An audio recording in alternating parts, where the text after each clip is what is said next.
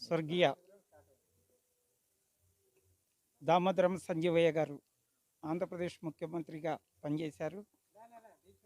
ఆ తర్వాత ఆయన కేంద్ర మంత్రిగా చేశారు. ఏఐసిసి అధ్యక్షులుగా కూడా ఆయన కొనసాగారు. భారతదేశంలోనే పేరెన్నికగన్న రాజకీయ నాయకుడు.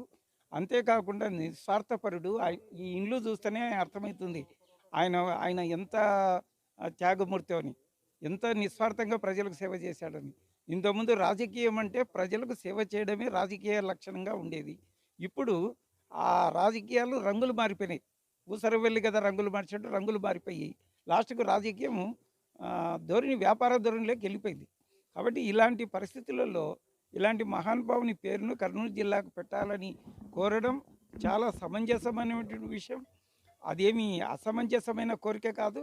ఒక నిస్వార్థపరుడు, నిరాడంబరుడు, ఎటువంటి ప్రతిఫలాపేక్ష లేకుండా ఒక ముఖ్యమంత్రిగా, కేంద్ర మంత్రిగా పనిచేసి అనేక సంక్షేమ కార్యక్రమాలు తీసుకొచ్చి సంక్షేమ కార్యక్రమాలకు ఆదిపురుషుడు ఆయన. ఒక విధంగా బలిజలను బీసీలుగా మార్చినటువంటి ఏకైక ముఖ్యమంత్రి ఎవరన్నా ఉన్నారంటే ఒక దామోదరం సంజయ్ గారు.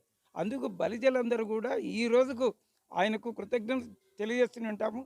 నేను కర్నూలు జిల్లా బలిజ సంఘం అధ్యక్షుడిని, human rights association chairman, Andhra Pradesh state chairman. అయినా కూడా ఆయన పేరు వింటే నా ఉల్లాల్లో పులకరిస్తుంది. ప్రతి కార్యక్రమానికి రాధాకృష్ణ గారు, ఆయన మనవడైన రాధాకృష్ణ గారు ఇన్వైట్ చేస్తే ఖచ్చితంగా మేము వచ్చి ఈ కార్యక్రమంలో పాల్పంచుకుంటాం.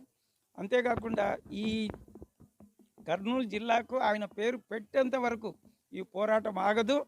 ఇది మీడియా ద్వారా, మీడియా ప్రపంచం ద్వారా, print media and electronic media ద్వారా ముఖ్యమంత్రి వరకు వెళ్ళాలి. అవసరమైన